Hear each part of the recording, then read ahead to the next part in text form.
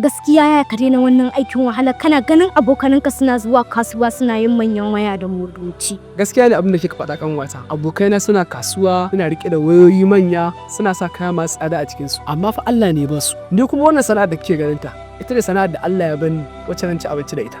Kanwata ina so ki sani ba duk mai kuɗi bane yake cikin kwanciyar hankali, haka zalika ba duk matalauci bane yake cikin wahala. Abin da yafi muhimmanci a rayuwa shine ka zauna cikin abin da Allah ya baka. Tabbas in kai haka sai ka kowa farin ciki a rayuwa. Kai yanzu yaya baka jin kunya kana yin wannan aiki, mutane suna zuwa suna wucewa suna kallon ka?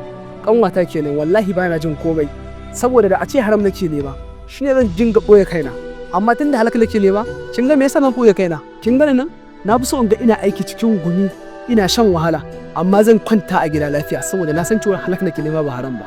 Shi isa babu ruwanka da abin da wani yake da shi. Gaskiya yaya na ibiyo darasi da yawa a gurinka.